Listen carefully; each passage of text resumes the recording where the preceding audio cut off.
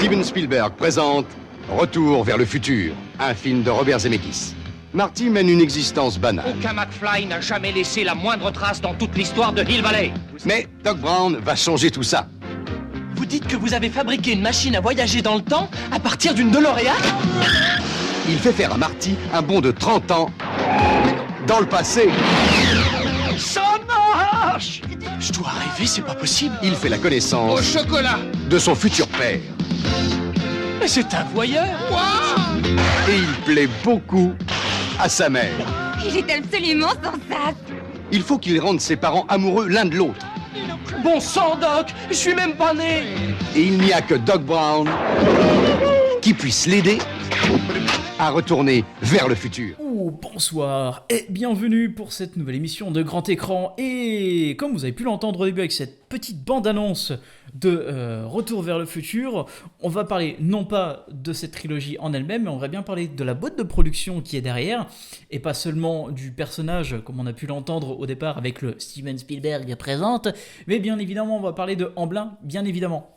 Comme je l'ai dit, Steven Spielberg, oui, il aura une part assez importante dans l'émission, mais on va quand même surtout parler de la boîte Amblin et surtout, finalement, je dirais même son héritage sur l'après 80-90. Héritage artistique, hein, parce que l'héritage financier, on n'a pas fini sinon. Non, on va pas se faire chier avec ça. Non. Pourtant, quel est le plus conséquent Pourtant, il y des en deux, aurait à dire, finalement Hein, quel est le plus enfoiré, Jurassic World Evolution, Jurassic World... Bref, non, ça, on n'est pas là pour parler de ça. Oh, tout de suite dans le jugement. Moi, j'ai bien aimé au cinéma. Je l'ai revu dans l'avion. Il était très bien. Le premier Jurassic World.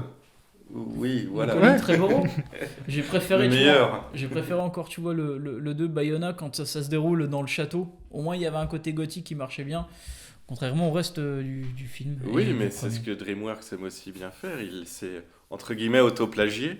Non, il s'est fait des hommages. Des Mais nous hommages, aurons mais l'occasion- même s'auto-plagier par la suite. Mais nous aurons l'occasion d'en reparler. Exactement. Et comme vous avez pu l'entendre, la 8e merveille du monde est avec nous. Antoine, comment tu vas alors ? Oh bah moi très bien, vous savez, on m'a dit que l'émission se faisait dans ma cuisine, j'ai fait l'effort de venir.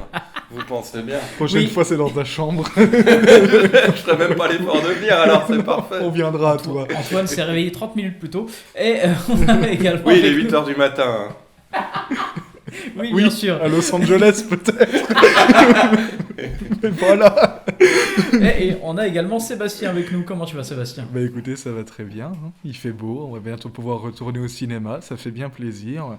Après, qu'est-ce qu'on y verra ? On verra bien. Mais, Mandibule. Mandibule. Ah oui. Non, bah écoute, j'irai le voir. Oui, je l'ai pas vu, donc ce sera l'occasion. On pourra refaire des revues critiques de nouveau, et ça, oui. ça fait plaisir Oui. aussi. Parce que c'est vrai finalement. qu'on aurait pu continuer à faire des revues critiques, tu vois, avec les films Warner sortis par HBO, les Netflix. Mais est-ce qu'on a envie vraiment de parler que des films Bah, de on merde ? a déjà tous assez perdu de temps en les regardant. On va pas reperdre du temps à les critiquer Non, mais à la c'est radio. vrai Qu'est-ce qu'il y a que- vraiment bien qui est sorti depuis un moment ? Je ne sais pas, quoi, là pour le coup. Comme il n'y a pas eu de sortie depuis plus d'un an maintenant, ou quasiment plus de sortie depuis plus d'un an, c'est vrai que là, le cinéma va atteindre un moment où il y aura des embouteillages de Ah bah, partout. là, c'est prévu, il va y avoir de la saturation à foison. Dès Du le coup, départ. la seule chose qu'on peut conseiller à tous ceux qui nous écoutent, c'est d'aller soutenir impérativement Les cinémas indépendants. les cinémas indépendants, les Mhm. petits films indépendants. Mhm. Les grosses majors s'en sortiront très bien toutes seules, vous inquiétez pas. Les petits ont besoin de nous. Alors n'hésitons surtout pas à aller les soutenir. Et si vous ne savez pas quoi regarder, allez revoir Drunk qui va ressortir en salle au même moment. Oui, Ce il y a sera Drunk, parfait. ça vaut le coup. Et je pense que si Charlotte elle était là, elle vous dirait d'aller voir Il Mio Corpo, qui était passé à Villerue aussi, qui était un coup de cœur de sa part. Pour parler de films indépendants, pour le coup, on y est. Il sortira 26 mai, je crois. Donc voilà, n'hésitez pas à aller voir ça. Exactement, et on sera très content de refaire une revue critique, je pense, à partir Ou de pas, juin. on verra Oui. bien ce qu'on aura vu. Mais par exemple, Amblin n'a pas vraiment besoin de nous pour survivre. Exactement. Alors, Amblin, Donc oui. on va faire sur autre chose. Mais parlons d'Amblin d'ailleurs. Amblin Entertainment, donc c'est une société de production de cinéma, mais aussi de télévision américaine, qui a été créée donc par Steven Spielberg, mais également aussi par Kathleen Kennedy, qui est actuellement donc la présidente de Lucasfilm, si je dis pas de bêtises, Oui, c'est Sous la le giron patronne de de Disney. Star Wars en Voilà. ce moment. et aussi de Frank Marshall en 80.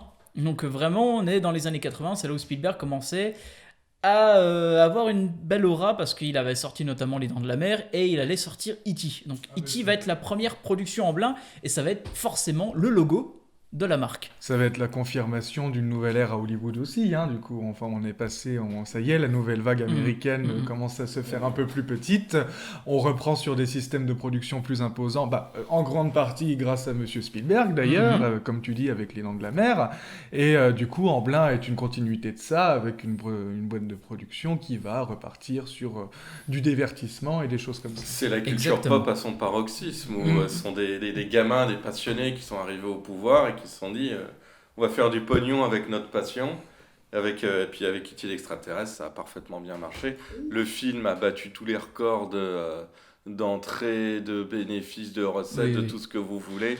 Il s'est imposé comme un des acteurs majeurs, et de toute façon dans ces années-là, on a vu que la bande à Spielberg avait frappé un grand coup, parce que c'est pas exactement Amblin, mais quand on voit que tous les potes comme George Lucas qui sort Star Wars, Spielberg qui sort quasiment la même année les aventures d'Indiana Jones, les aventuriers de l'Arche perdue, c'est clair qu'au début des années 80, on voit arriver un bouleversement total dans les superproductions, voire même l'invention en fait de la superproduction. Et on va voir avec Amblin, il y aura une nouvelle génération en plus qui va arriver de réalisateurs.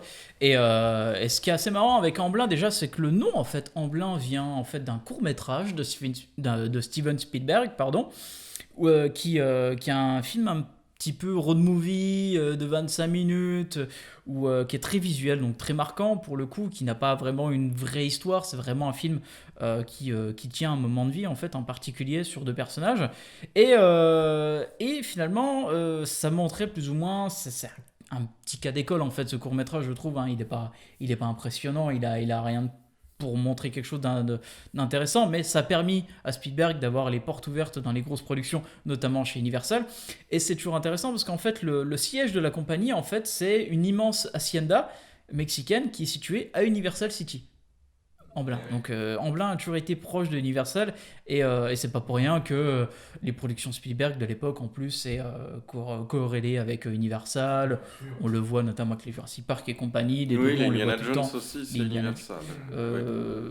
C'est Paramount, pardon. C'est Paramount. Ah oui, c'est Paramount, Indiana Jones, tout à fait. Oui, parce qu'il a eu plusieurs partenariats, Spielberg. Hein. Il s'est bien passé avec tout le monde. C'est pas juste la petite boîte de prod ouverte comme ça, non, il y a du beau monde qui se tient. Très bien flairé les bonnes occasions. Oui, et Amblin, finalement, on va le voir dès les années 80. Donc, non seulement d'avoir produit... donc, le premier produit, c'est Deux drôles d'oiseaux de Michael Apted, mais tout de suite après, on voit E.T. l'extraterrestre, et c'est là où on va voir, en fait, toute la force, en fait, de Amblin par la suite, parce que Spielberg, on va dire, peu de temps après, va se concentrer sur sa propre mutation. Le développement en fait d'Amblin constitue à la base comme un prolongement en fait souterrain de la filmographie de Spielberg, parce que finalement ce dernier en fait il va vouloir avoir une espèce de quête de reconnaissance, de maturité dans sa filmographie, et il va délaisser en fait ses films un peu plus enfantins pour des cadres plus sérieux, or qui vont être également produits par Amblin. Je pense notamment donc à La couleur pourpre, à Always qui est son plus gros gadin, mais également à L'Empire du Soleil. Exact. Et à côté de cela en fait Amblin va produire plein d'autres films qui va lancer pas mal de jeunes réalisateurs, comme notamment Zemeckis, Joe Dante, même également Chris Columbus à l'écriture. Donc on va découvrir des films comme Gremlins, sorti en 84, on va avoir Les Goonies en 85, on va avoir également en 85 Retour vers le futur, qui sera un carton et qui sera un film culte absolu. Et ça montre à quel point en fait Amblin va vraiment montrer que l'entertainment made in Spielberg n'a pas forcément besoin de Spielberg derrière la caméra, mais aura déjà en fait son propre univers marqué par d'autres réalisateurs. En fait, les mecs, ils ont inventé les années 80, tout simplement. Ah bah clairement, quand tu penses aujourd'hui années 80, on y reviendra à la fin de l'émission, mais si tu penses tout de suite à ces univers-là qui ont été créés, qui mêlent, effectivement, qui ont ces choses assez communes, un truc un peu enfantin, avec du fantastique, très très souvent. Si on écarte, comme tu dis, les réalisations de Spielberg à l'intérieur, qui elles étaient beaucoup plus basées sur des événements historiques tragiques, ou pas, mais en tout cas des drames plus personnels. Sinon, le reste, Gremlins, on est sur des petites créatures qui foutent le bordel, quoi. Les Goonies, on est sur des enfants qui vivent des aventures et qui croisent aussi des éléments fantastiques dedans. Retour vers le futur, l'élément fantastique, il est évident, c'est le voyage temporel, etc. Mais sur le biais d'un adolescent. En tout cas, le cœur cible de ces films, on est sur quelque chose de familial. Même Gremlins, qui aurait pu déjà être un film adolescent familial quand même, tu vois. Il a un côté un peu plus humour noir en fait. Mais là, c'est vraiment. Oui, mais on reste quand même sur ça aurait pu être un film d'horreur, Gremlins, sur des petites créatures qui foutent le bordel, et en fait, on les voit chanter dans une salle de cinéma devant un Blanche-Neige, quoi. Enfin, voilà.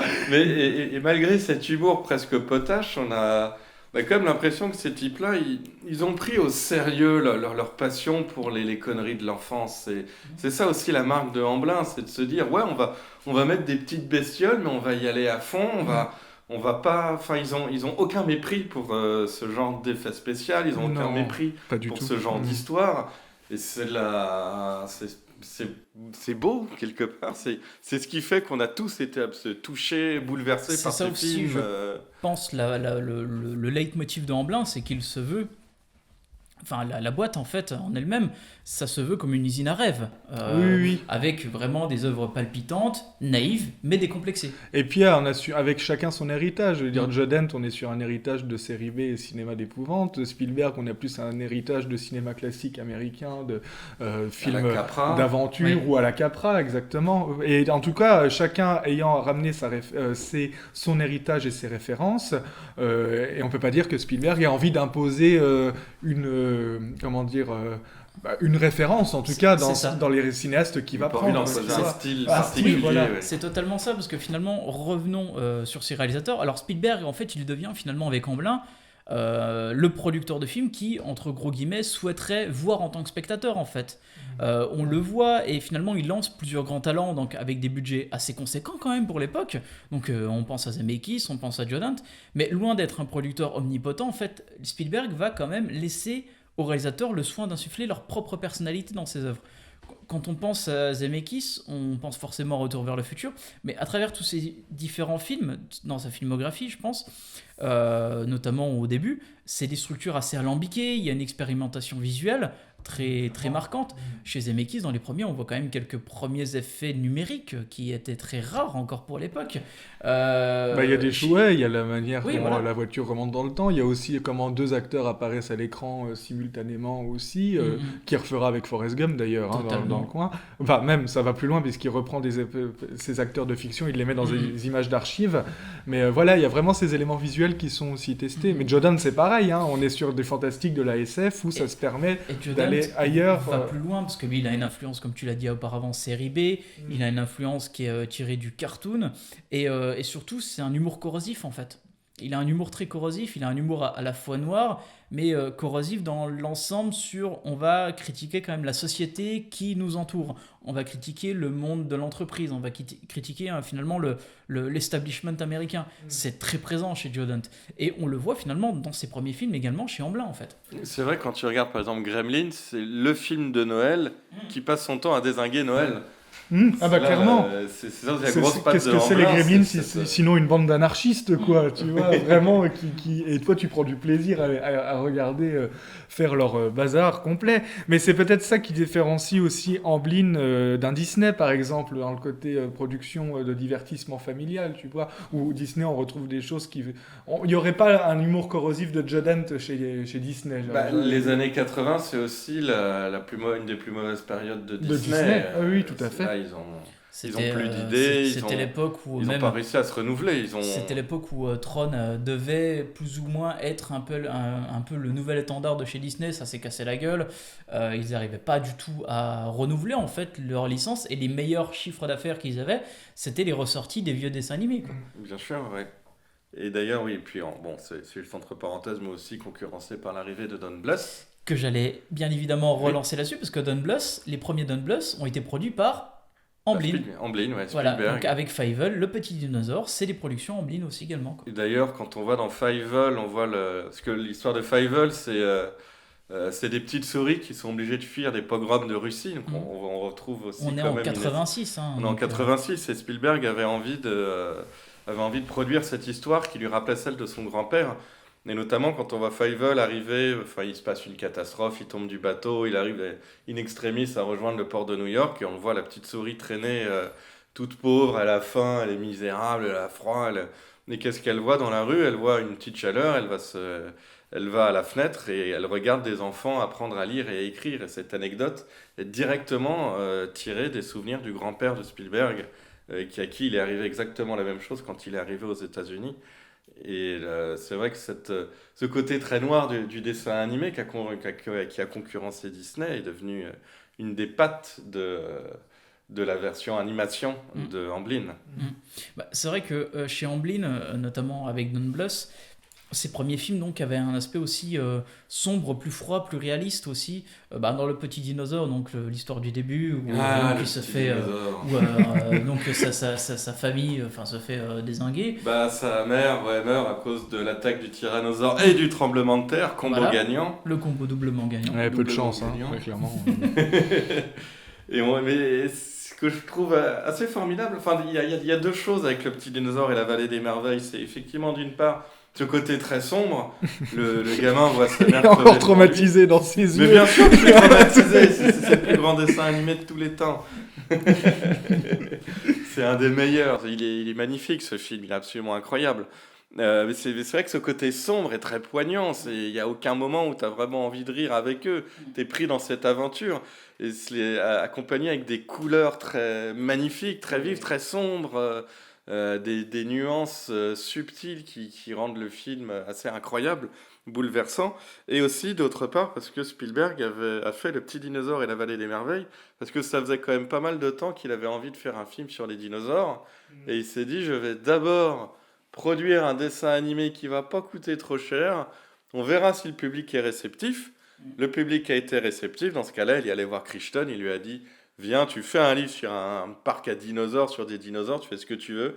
Moi, je l'adapte et on casse la baraque. Alors, c'est un petit peu différent l'histoire parce qu'en fait, Crichton avait déjà l'idée de base et en fait, il est directement allé voir Spielberg pour lui dire je sais que tu aimes bien le côté fantastique, le truc émerveillement avec les dinosaures. J'ai une bonne histoire pour toi et si tu veux, je te vends les droits pour faire l'adaptation.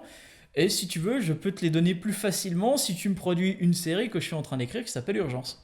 Ah, le petit filou, bah oui, ça vient de là. Voilà, D'accord. ça vient de là. Ce qui est très drôle, c'est parce que le scénario était déjà un peu dans les enchères, on va dire plus ou moins comme ça, avant la sortie même du bouquin, attention. Parce que Crichton avait déjà aussi pas mal de monde autour de lui pour lui soutirer un petit peu d'argent là-dessus. Mais c'est vrai que Crichton a réussi à vendre tous ses droits et tout ça avant même l'écriture du livre. Ouais. Ce qu'il rattrapera pour Le Monde Perdu, pour le film du Monde Perdu. Oui, parce que là, il s'est fait avoir. C'est Spielberg qui lui a demandé d'écrire une suite et le mec ne savait pas quoi faire. Du coup, il a un peu torché. Et quand il a écrit le bouquin, en fait, le film était déjà en préparation. Donc, c'est-à-dire qu'en fait, entre le bouquin Le Monde Perdu de Michael Crichton et le film Le Monde Perdu Jurassic Park, ce n'est pas du tout le même film. Quasiment pas du tout. C'est pas du tout il y a la juste même le retour histoire, de Ian Malcolm, c'est quasiment le seul rapprochement des deux. Et qu'il ait une fille. Il y a juste quasiment que ça en fait. Par exemple, surtout Spielberg est parti plus dans des fantasmes sur refaire un peu les films qu'il a adoré étant jeune, notamment King Kong. C'est pour ça que la fin du T-Rex à San Diego, c'est totalement tiré de son fantasme et pas de Crichton dans lui-même. Oui, puis il y a aussi il y a beaucoup de différences entre les deux. Ouais. Je crois que c'est le film. Alors, je sais plus, Antoine, si c'est John Ford ou Howard Hawks dans Le Monde Perdu où il y a le safari dans les champs comme ça, qui est filmé à peu près de la même manière que le film avec John Wayne. Oui, c'est Atari. Atari, voilà, Howard Hawks. C'est Howard Hawks, voilà, où ça reprend effectivement de l'hommage à ça. Mais notamment un peu l'espèce de battue avec les animaux dans la jungle, où on voit un peu les gars de Ingen dans Le Monde Perdu faire ça. Ouais. J'ai dit Atari, c'est faux, c'est Mogambo. C'est Mogambo ? Ok, voilà. Avec Grace Kelly, je crois. Non, je crois que c'est Atari. C'est Atari ? Ouais. Je confonds avec Mogambo et Grace Kelly. C'est une console de jeu déjà. Non, d'Atari. Yakari, Yakari, oui, ça c'est un indien. Ça c'est un dessin animé. Harakiri, mais c'est encore autre chose. C'est un dessin animé. Oui. Non mais tout cela pour dire que dans cette première partie, on parle vraiment que Amblin, c'est un peu les rois dans les années 80, il faut quand même le signaler. Et d'ailleurs, on va faire une petite pause BO d'un film qui correspond parfaitement entre l'animation et les prises de vue réelles, parce que finalement, Ça a été aussi une des vraies innovations dans les années 80, fin des années 80. Qui veut la peau de Roger Rabbit, film de Robert Zemeckis, également travaille également encore dans l'inventivité visuelle. Et c'est un morceau issu, en fait, dérivé, qui fait référence à un cartoon des années 31. Donc, on revoit encore aussi les influences de chez Amblin déjà à l'époque, de Merry Melodies. Mais c'est un morceau qui s'intitule Smile, Dorian Smile, un morceau de Alan Silvestri.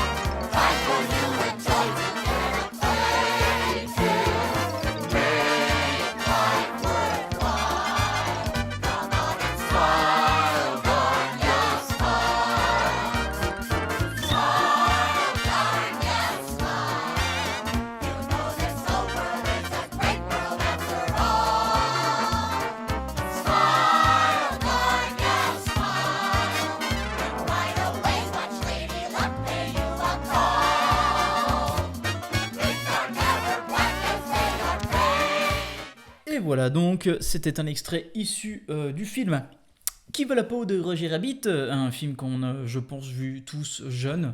Oui, puis même plus vieux. Oui, Et qui encore a- jeune, je l'avais vu pas souvent, je l'ai revu il n'y a pas longtemps. pour me D'accord, le et remettre qui en est tête. assez intéressant sur le travail visuel. Je me rappelle toujours d'un élément de making of qui parle donc Bob Hoskins, qui est l'acteur principal, enfin l'acteur vivant, live, hein, Oui, principal. l'acteur principal. Voilà, oui, qui joue clairement. le détective, qui expliquait en fait à quel point son jeu devait être préparé bien à l'avance, notamment la scène par exemple où il étrangle le lapin, Roger Rabbit donc, il expliquait qu'en fait il fallait que ses doigts soient vraiment collés l'un à l'autre, parce qu'en fait ça permettait donc au gars de l'animation de peindre uniquement le contour de ses doigts et pas entre ses doigts, ce qui en mettait un travail supplémentaire dans le geste, quoi.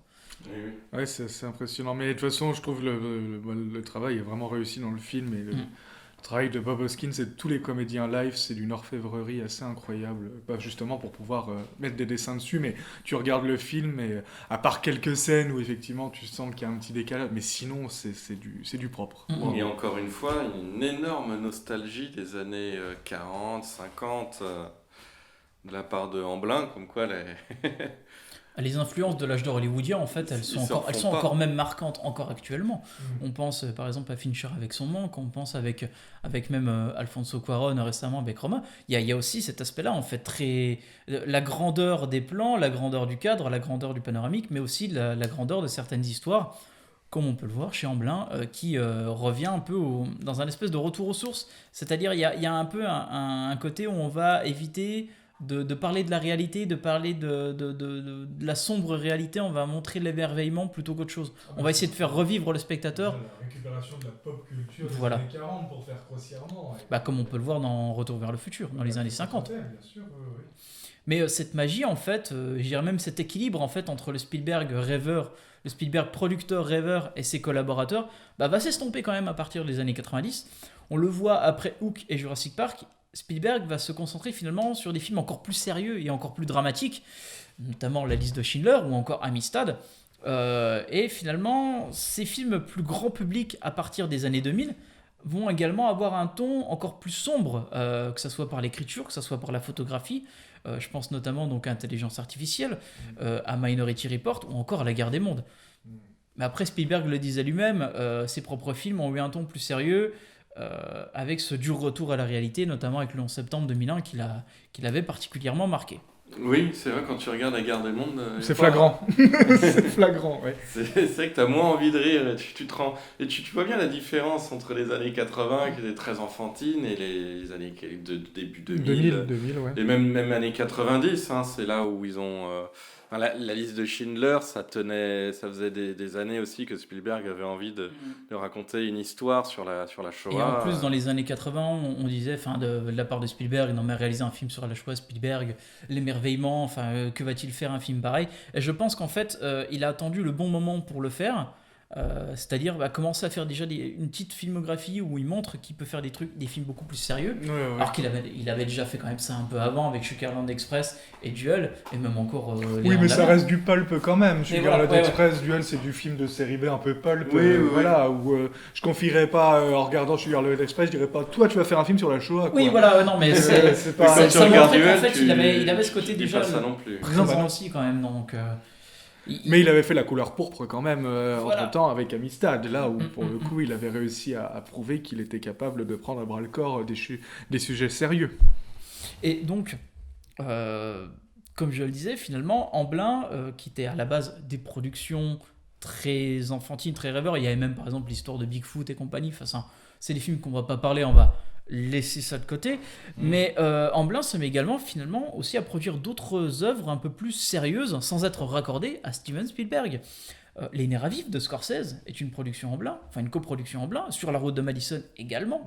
On voit également Twister de Jeanne de Bonte, et ça montre aussi que Amblin commence à partir sur les films catastrophes. Oui, qui va beaucoup plus arriver après, effectivement. Qui En était fait, un peu à la mode aussi dans les années 90, on est surtout Les là-dessus. 90, Et le l'ouverture, Pinacle, Armageddon en 98 Ouais, avec Bruckheimer Deep derrière. Impact, c'était un peu la mode, La Independence mode, là. Day.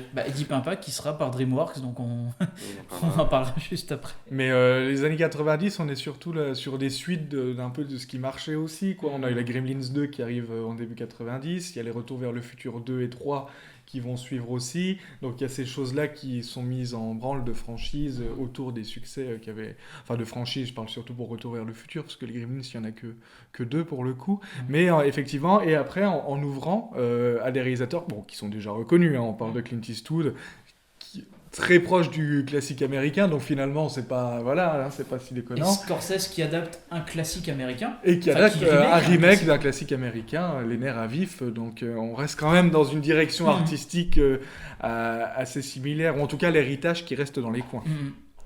Mais en plus c'est ça chez Amblin, c'est qu'on voyait à la base dans les années 80 quelque chose d'un peu plus original en fait. Certes il y avait beaucoup d'influences, mais c'était des histoires originales, que ça soit Gremlins, que ça soit Retour vers le futur ou autre. Et dans les années 90 on les voit de plus en plus à produire également des adaptations. Elles sont plus ou moins douteuses, notamment je pense à La famille Pierre à Feu. Il est très bien, La famille Pierre à Feu. Ouais, moi j'en ai pas un bon souvenir. J'ai visité le plateau de tournage de La famille Pierre à Feu, enfin les décors. Ouais, les décors. Ils ont fait le garder. Ouais, voilà. Ils m'ont dit, toi t'es bien, non, pas besoin de costume. Le figurant dégage, mais... Ils ont même fait Casper aussi dans 96, Casper, je crois. Oui, il y a Men in Black. Et ouais, ça montre aussi que Amblin peut se remarquer il y a un héritage Amblin qui est quand même assez présent dans les années 90 avec Men in Black ou encore Small Soldiers de Jordan qui revient finalement dans le giron Spielberg à ce moment-là. Et c'est quasiment les derniers films qui restent des classiques un peu adolescents, enfantins de cette période Amblin qui a donné lieu à une espèce d'aura pop. Ouais.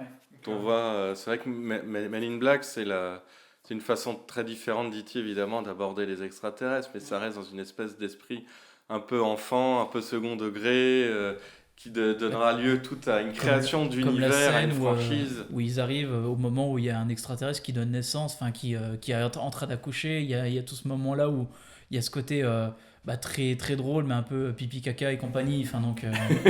Oui, ils s'en refont pas, les mecs. Voilà. Ouais, mais t'as quand même une sacrée... Enfin, il y a un imaginaire qui est là quand même, cette histoire de société secrète, d'agents spéciaux qui travaillent dans l'ombre pour protéger la Terre des extraterrestres. Mais qui en même temps, ça va pas juste être du flingage, on cohabite avec eux, il y a des relations... Il y a quand même un bel imaginaire derrière Men in Black. Il y a un très bel imaginaire, bien. et puis ça montre aussi, ça garde un peu le côté... film d'enquête, film de flic un peu là-dessus, Ouais, et notamment clairement. par exemple quand Tommy Lee Jones, donc Kay je crois, c'est J ou K, je sais plus. L'agent K, je crois, c'est Tommy Lee Jones, ouais, qui donc cherche son indique, et Jay pense que c'est le mec qui ressemble à Cadavre, il dit non mais son costume il est moche, et en fait c'est le Carlin qui était juste à côté, qui est l'indique. C'est là où tu te rends compte que Men in Black c'est d'abord et avant tout un film sur New York et les New-Yorkais. Complètement, ouais. Tous les personnages qu'on croise, c'est vraiment de la faune locale. C'est très... Qui mélange un peu, oui, du coup, un peu film noir et un peu science-fiction, comédie. Et c'est vrai, et avec du coup Small Soldier qui reste aussi, on en avait parlé il y a quelques mois, mais qui reste totalement dans cet esprit de... on va prendre la pop culture, on va prendre quelque chose qu'on connaît, on va le dézinguer, on va s'amuser avec. Et ça reste les derniers feux d'une espèce d'Amblin mythologique, légendaire, qui a créé quelque chose. Et on voit finalement ces différents univers, en fait, l'héritage d'Amblin, c'est plutôt ça, en fait, par sa structure, un univers original, une vision généralement de banlieue pavillonnaire, avec une aventure, celle généralement d'un enfant ou des enfants qui parcourent à travers ce monde. Et c'est un modèle finalement très souvent copié à travers les âges. On le voit, il y a plusieurs copies de la méthode Amblin. Il y a différents films, je pense notamment à Dreamscape, à Tomorrowland, même encore récemment il y a eu la série Stranger Things, mais c'est rarement égalé en fait. Oui. Là on y est. Oui. C'est très rarement égalé quoi. Et puis en fait, je trouve que le niveau de comparaison à se dire tiens ça fait très Amblin, il est très limité en fait dans les productions qu'il y a là parce que par le visuel c'est tout. Oui, mais c'est une imagerie années 80 mais du coup qui se limite pas seulement à Amblin. C'est ça parce que là avec tout ce qu'on vient de faire comme rétrospective de Amblin, on voit que c'est quand même suffisamment varié quoi. Il y a quand même on est sur il y a l'imagerie des premiers de E.T., de Retour vers le futur, ça c'est des films cultes et tout le monde y fait référence effectivement, mais il y a quand même un panel très très très large comme on a dit de productions beaucoup plus sérieuses, beaucoup plus historiques et je sais pas, après, effectivement, t'as raison, le côté banlieue pavillonnaire, etc., la famille surtout moyenne américaine qui est confrontée à un truc fantastique. L'histoire d'enfant qui vit une aventure. Oui. C'est pour ça que je disais également Tomorrowland, en fait, qui a cette structure-là également. Complètement. Mais c'est aussi parce qu'Amblin vient de gamins qui ont tous vécu dans les années 50, 60, enfin 40, 50, 60, dans des banlieues pavillonnaires. C'est l'Amérique des 30 Glorieuses qui commence à faire du cinéma, qui parle de son enfance. Donc effectivement, après la fin des années 90, quand les gamins vivaient après dans une espèce de... Enfin, après les 30 Glorieuses, où on était plus côté crise économique, l'imaginaire pavillonnaire, l'imaginaire Capra marche beaucoup moins.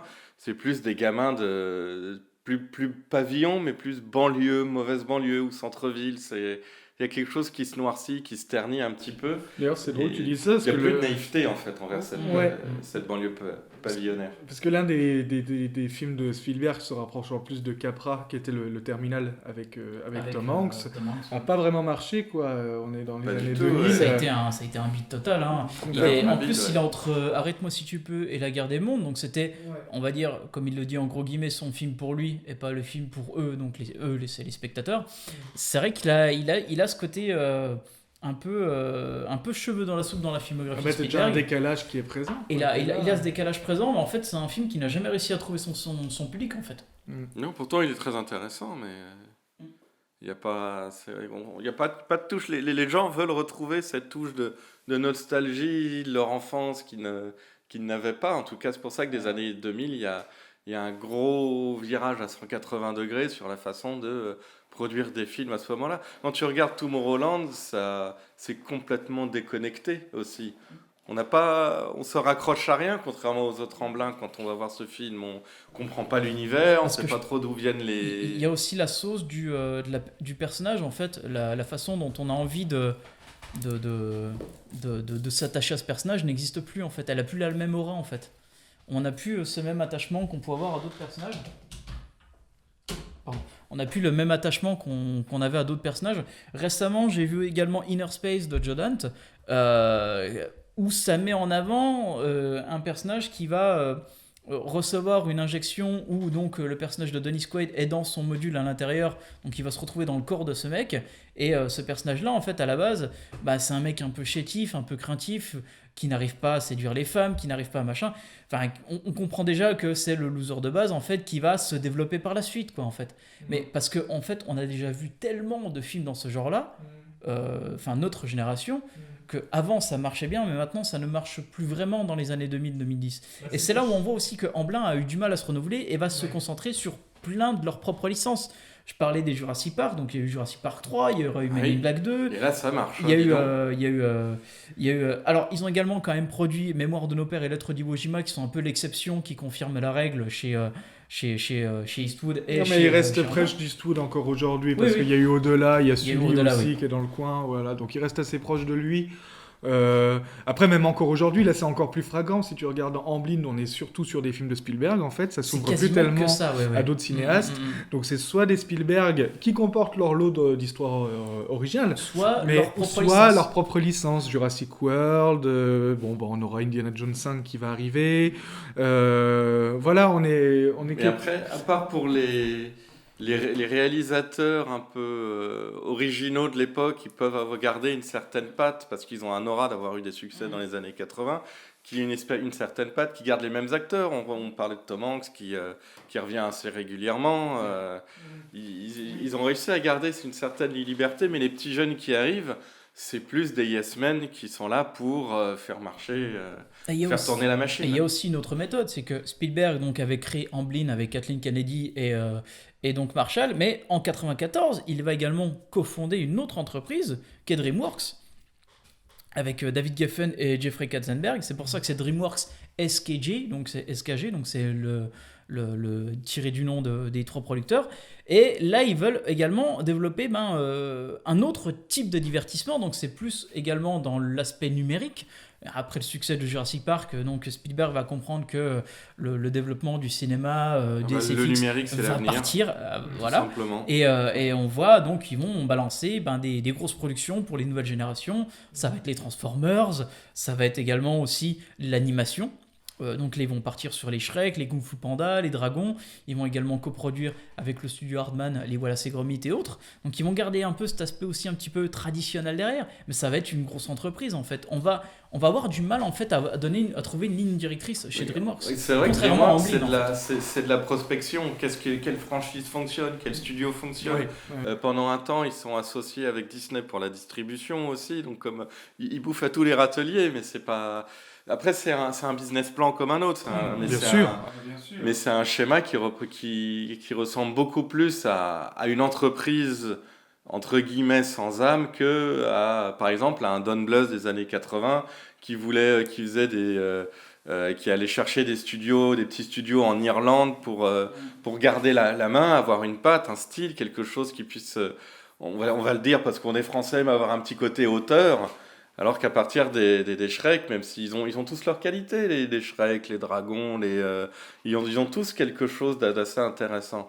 Mais en fait, ils sont standardisés, un peu comme les autres. Maintenant, c'est leur film d'animation, leur franchise, c'est les trolls, quoi, DreamWorks, quoi, maintenant. Ah oui, c'est eux les trolls, exact. Quoi, dernièrement. Donc, on a quand même cette direction-là qui arrive, quoi. Donc avant, ils faisaient des films pour produire des jouets, maintenant, ils prennent des jouets pour produire leurs films. Et est-ce que c'est pas une perte d'imagination ? C'est un débat. Bah non, mais ça rentre avec la moindre prise de risque que tu as aujourd'hui, qui est là chez tous les studios, hein, pour le coup. Et même Zemeckis, quand il a produit quelques films avec DreamWorks, genre Apparence, on n'a plus vraiment aussi cette volonté, ce travail artistique qu'avait plus ou moins Zemeckis à ses débuts. Là, je sais même pas ce que c'est Apparence. Et c'est vrai qu'en plus, si on prend un peu l'écurie Amblin, on avait toujours à peu près les mêmes réalisateurs derrière. Là, chez DreamWorks, c'est complètement dispatché. Déjà, c'est une plus grosse entreprise, donc forcément, ça va beaucoup plus loin. Peut-être qu'on pouvait voir quelques jeunes réalisateurs comme Gore Verbinski à ses débuts se lancer là-dedans, mais avec les succès les mauvais succès, par exemple, du Mexicain de Gore Verbinski, va peut-être un peu ralentir cette situation-là. Pareil pour Evolution avec Ivan Reitman. Et Verbinski, pour avoir du succès, est allé chez Disney. Pour notamment Pirates des Caraïbes. Pirates des Caraïbes, voilà. Et là, il a cassé la baraque. Et ce qui est drôle, c'est que les réalisateurs, pour le coup, fétiches qu'on retrouverait au départ, maintenant ne sont plus chez Amblin. Tous les derniers Zemeckis ne sont plus produits par Amblin. Tous les derniers Joe Dante, en même temps. Zemeckis, ça pouvait encore se discuter parce que même ces derniers films. Joe Dante, on en reparlera bientôt. Oui, on en reparlera bientôt, mais voilà, il s'est encore plus, entre guillemets, radicalisé dans l'héritage qu'il avait déjà de base pour aller là où il voulait aller, c'est-à-dire dans du cinéma d'exploitation et de genre. Mais Robert Zemeckis, si tu regardes ses dernières productions, elles pourraient tout à fait être imaginables dans un Amblin. Même Bienvenue à Marouane, pour prendre le dernier, tu vois, avec Steve Carell, avec les marionnettes. c'est quelque chose de plus adulte, sérieux, mais ce ne serait pas déconnant dans un paysage en blanc, en tout cas, même The Walk, ou en tout cas des choses comme ça.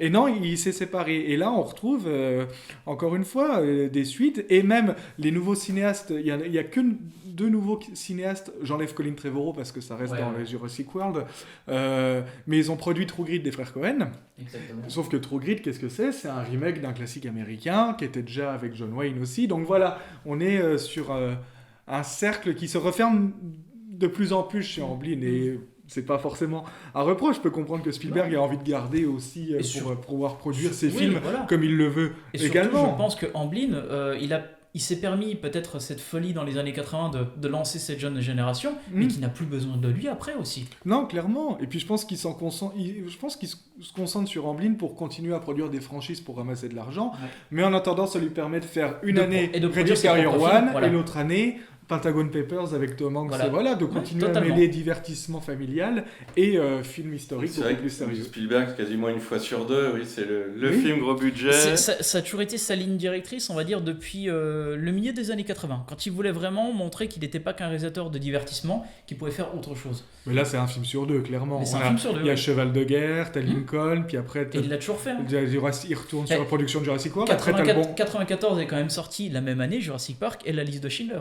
Oui. Donc voilà, c'est quand même assez, le contraste est assez phénoménal. Ouais. Mais après, c'est vrai qu'il peut pas faire autrement, parce que même s'il dit, regardez, je vais faire des... Enfin, vous me connaissez, je peux faire des films d'auteur. Les distributeurs vont dire, d'accord, mais qu'est-ce qu'on a à gagner là-dedans, Toto ? Tu vas faire ton film d'auteur, on sait que tu es capable de le faire, on sait qu'il sera très bon, mais est-ce qu'on va y perdre du pognon ou pas ? Et Spielberg leur dit, ne vous inquiétez pas, j'ai le gros blockbuster qui va avec. Ne vous inquiétez pas, Jurassic World 2 va sortir bientôt. C'est une espèce de package. On le dit, je sors le film d'auteur qui rapporte rien et le blockbuster qui va casser la baraque. Donc, mais même sans parler de franchise, s'il fait Le Bon Gros Géant ou Ready Player One, on a quand même les familles qui l'ont connu déjà avant, qui connaissent, qui ont certainement déjà montré à leurs enfants les films de Spielberg d'avant. Et, tiens, Le Bon Gros Géant, Steven Spielberg, ça a l'air pour enfants. C'est une valeur sûre, quoi. Tu sais que ça va ramener du monde, etc. Ready Player One, ça s'adresse plus à un public adolescent, pour le coup. Mais il y a Spielberg, les ados, ils connaissent Spielberg parce que les ados, ils ont vu Indiana Jones aussi, ils ont vu... Mais disons que c'est là où, avec le Ready Player One, moi, m'avait quand même moins convaincu dans la démarche. Beaucoup moins, moi. On va rester soft. Mais disons qu'il fait un film sur des références. Au lieu de créer une référence à nouveau, il fait un film sur des références déjà existantes. Et c'est là, pour moi, les gens n'ont pas forcément envie de voir ça. C'est pour moi, c'est là aussi l'un des plus gros malaises aussi de tout le cinéma actuel, c'est qu'ils n'arrivent plus à trouver de l'originalité et qu'ils vont chercher uniquement dans de la licence. Voilà. Mais encore, tu pourrais te poser la question, parce que Spielberg fasse un film sur l'héritage que lui-même a créé, c'est pas inintéressant en soi, de base. Le problème, c'est que il s'en détache Il n'y a pas vraiment de propos dedans. C'est comme actuellement. Comment il y a un manque de recul sur cet héritage. Rappelez-vous, quand l'annonce du remake de Gremlins a été annoncée, on l'a reçu de façon... Personne n'en voulait, en fait. Voilà. On s'est dit, mais laissez Gremlins tranquille. Et je suis sûr qu'il marcherait pas en plus, un remake des Gremlins, je lui donne pas cher de sa peau. Quand tu regardes les remakes de, par exemple, Ghostbusters, qui n'a pas du tout fonctionné, les studios commencent à devenir frileux quant aux années 80 parce que mais ça commence à se calmer le revival 80. C'est un effet de mode, en fait. Etc. C'est un effet de mode. C'est un effet de mode et du coup maintenant voilà le revival des années 90, sachant que le revival des années 80 a duré 4-5 ans, les années 90 vont en durer 2, enfin c'est... Et quand on aura enfin fait le revival des années 2020, au début des années 2020, on en sera où?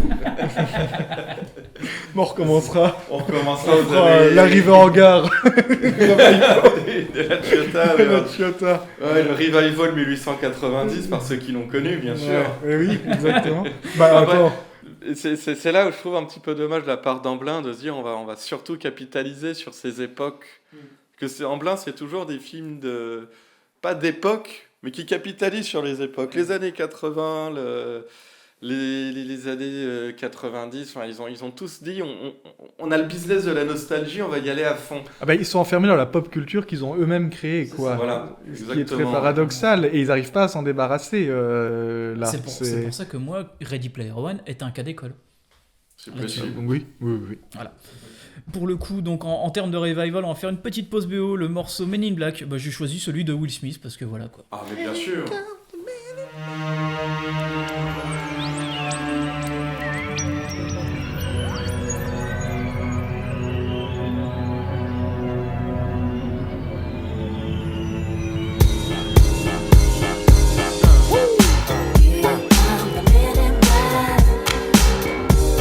It's the MIBs.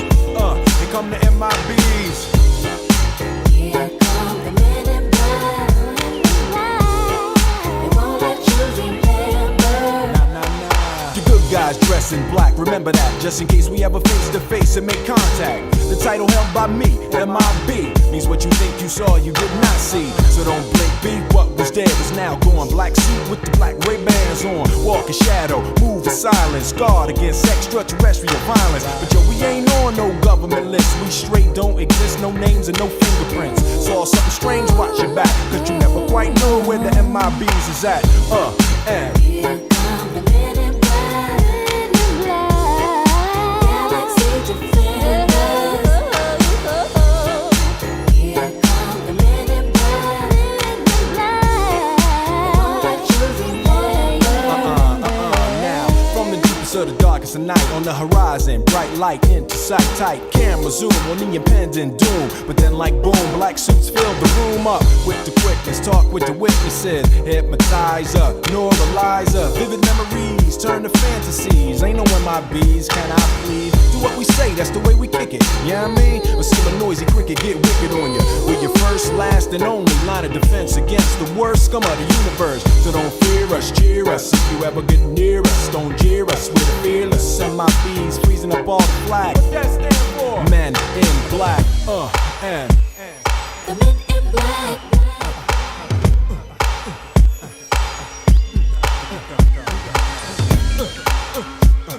The men in black.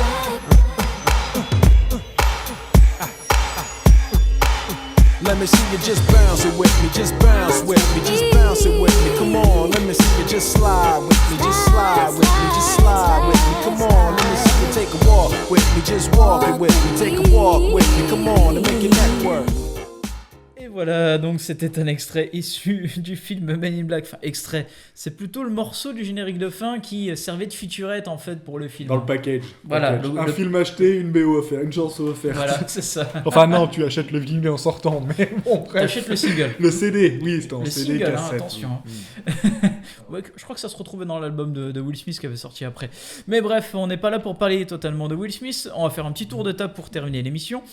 Car finalement, j'ai envie de vous poser deux questions, notamment une, quelle production Amblin vous retenez le plus, et surtout, quel film correspond pour vous le plus à Amblin ou Amblin, je sais plus comment on dit en anglais. Non, moi je commence tout le temps. Ça m'est- Antoine, c'est pas moi je veux un peu de répit. J'en sais rien, moi. Ok, bon bah c'est à moi. Non, mais le film qui correspond le plus à Amblin, mais c'est Non, déjà celui que tu retiens. celui que je retiens. Ouais. Oh, je sais pas, à cette heure-ci, là, il est tôt. On retient pas ce genre de film. Non, mais moi, ce que j'aime, c'est pas forcément parce qu'on va tous parler des années 80, pop, machin. Moi, ce qui m'a le plus marqué, celui que j'ai le plus vu, c'est celui dont je parlais tout à l'heure, c'est Le Petit Dinosaure et la Vallée des Merveilles. Parce qu'il a été. C'est pas exactement Spielberg qui a fait le film. Mais c'est lui qui a donné vraiment des possibilités à Don Bluth, qui était un ancien de chez Disney. Il avait par exemple travaillé sur Bernard et Bianca. Simplement, il avait été très mécontent de la production. Il s'est barré avec Gary Goldman et ils ont créé une entreprise. Et ils ont fait plusieurs dessins animés qui sont moins cultes aujourd'hui, mais qui ont eu un succès, une estime énorme à l'époque, comme Brisby et le secret de Nîmes, Fievel en Amérique, le Petit Dinosaure et la Vallée des Merveilles. Plus connu, il y a eu Anastasia en 97.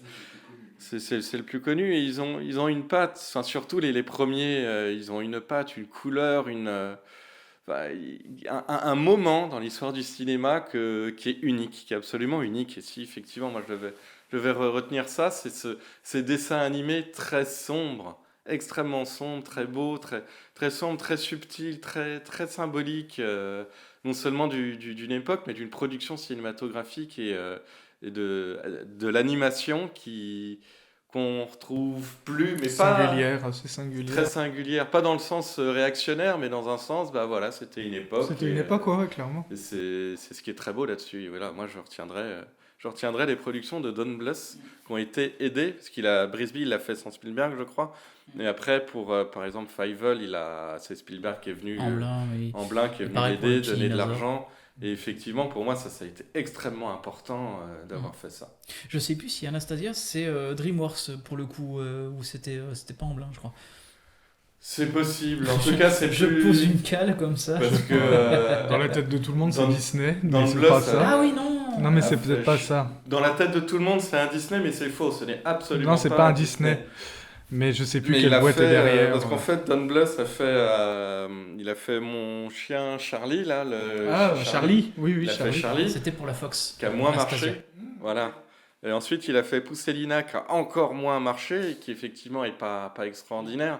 Et il s'est associé avec la Fox pour faire Anastasia, qui a eu plus de succès, et parce qu'il ressemble trop à Bah, un ça fait Disney. princesse Disney. Bah Et, oui, en- oui. et entre-temps, un en petit fait, côté. donc Amblin avait continué dans l'animation 2D, avec notamment en faire des suites du petit dinosaure, jusqu'à outrance. Oh, et, il y en a euh, eu, je sais plus, 10 ou 12 ouais. des suites. c'est et, n'importe quoi. ils ont même réutilisé aussi un des réalisateurs du petit dinosaure, Simon Wells, pour faire Balto, Chien Loup. Enfin, ils avaient fait d'autres licences comme ça par la suite, mais Oui, ça n'avait oui, pas oui. très très bien marché. Mais quoi. disons qu'il y a eu pléthore de dessins animés 2D qui sont venus fin 90, début 2000.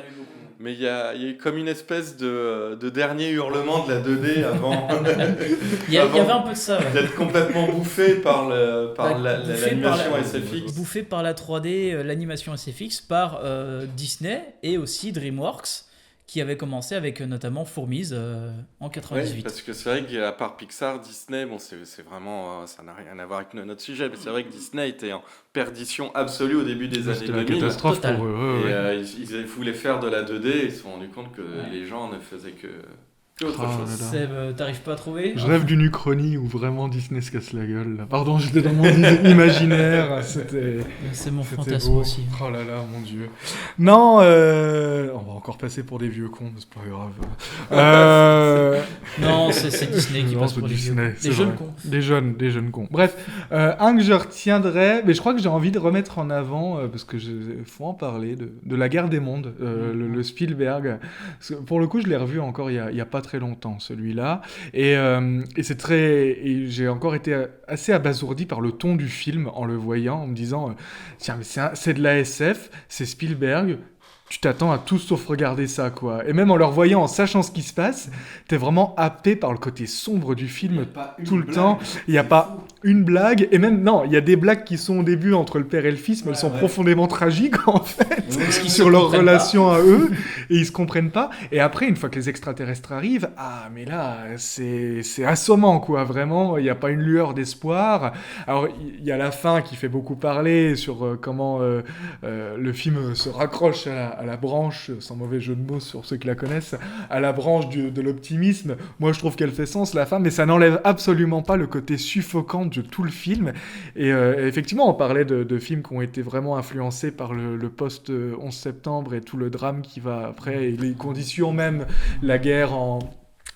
enfin les différentes guerres d'ailleurs qui sont engagées par les États-Unis, qui sont passées par là. Tu sens que le film est gorgé de ça, que c'est plus l'innocence, la naïveté, et encore Avec une petite pique à la guerre d'Algérie française aussi. ouais, clairement, clairement. Et voilà. Et encore aujourd'hui, il a un impact. Je trouve qu'il a absolument rien perdu de son discours et de sa force. Donc voilà. S'il y a des gens qui sont déçus, qui restent avec un souvenir amer de la Guerre des Mondes, redonnez-lui une chance. Vraiment, il faut le prendre comme il est. Et c'est pas un bonbon. C'est un des meilleurs Spielberg. Pour moi aussi, c'est un des meilleurs Spielberg clairement parce que très séparé de Spielberg sur beaucoup de points. Il y a des codes qu'on retrouve chez lui dedans, évidemment.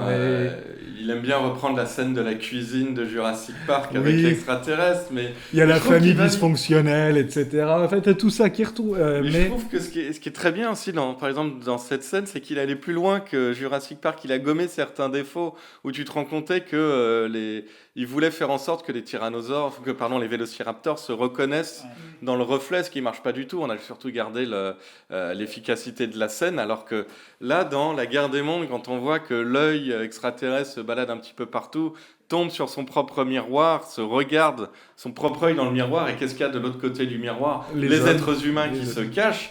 Ah, mais c'est du métaphysique extraordinaire sur la mise en abîme du soi, de l'humain, c'est extraordinaire. Et il y a des images qui sont absolument morbides qu'on voit aussi, mais bon, bref, je vais enchaîner. On enchaîne. Et après, après, je vais aller très vite. Les plus emblématiques, je veux dire, c'est les productions Amblin qu'on regarde tous quand il arrive les périodes de Noël. On le fait tous. Noël arrive, qu'est-ce qu'on regarde ? Bah tiens, revoyons Retour vers le futur. Ou tiens, revoyons Gremlins parce que ça se passe à Noël. E.T. Et c'est des. En fait, on a beau avoir des avis sur cette époque-là, sur un peu l'héritage qu'il y a, cela n'empêche qu'on est pratiquement tous dans le même cas. Noël, on en voit au moins un de Amblin parce que c'est dans la condition, ça nous rappelle l'enfance. Et qu'il faut bien admettre, c'est même pas tant des Madeleines, parce aucun d'entre nous n'était enfant dans les années 80 quand c'est sorti. Mais c'est les seuls à avoir fait ce boulot de nostalgie. Mais en tout cas, qui font encore à fond.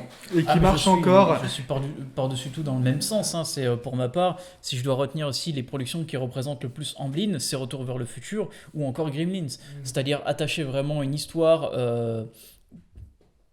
lisible par tout le monde, avec un aspect très simple et qui permet aussi de donner ce moment de satisfaction et de moment de moment d'aventure en fait. C'est remettre l'aventure au goût du jour, et tout en gardant un contexte assez original et assez perceptible aux yeux de tous en fait. C'est exactement ça la méthode avec Amblin. des petits trucs en plus quoi. Gremlins c'est des monstres, tu vois, des références à l'horreur. Retour vers le futur, on parle d'inceste quand même la moitié du temps du film. C'est quand même des petits trucs en plus. Il faut que tu te dis, je regarde pas qu'un film pour enfants quand même. Non mais ce que je veux retenir le plus quand même, ça montre à quel point il y avait une méthode très intéressante et très importante, et je pense que la quintessence c'est peut-être Retour vers le futur 2, qui montre aussi où Amblin a réussi à montrer toute leur technologie derrière, et en plus leur méthode de travail et de production, et comment rechercher l'argent avec faire du placement de produits à outrance en marchant en plus, en montrant que ça marche. C'est du blockbuster artisanal. Il y a vraiment de ça, voilà. C'est du côté artisanal. Et si je dois retenir également un autre film, bon là c'est du Amblin, donc c'est Spielberg, c'est aussi Minority Report, parce que je trouve que c'est peut-être l'une des meilleures adaptations aussi de Philippe Cadic. Et surtout qu'il arrive à montrer aussi cet aspect noir en fait. On peut faire un film noir futuriste sans ayant référence à un Blade Runner ou autre. Je trouve que ça c'était très intéressant. C'est clair. Et pour le coup on va s'arrêter là-dessus parce qu'on est super en retard. Et donc comme vous pouvez plus l'entendre avec un morceau issu de Gremlins, car la semaine prochaine on va également parler de Joe Dante. Et pour le coup merci à vous deux d'être venus, merci Seb, merci Antoine. Et on merci revient d'être venu la semaine prochaine. Ciao tout le monde. Ciao.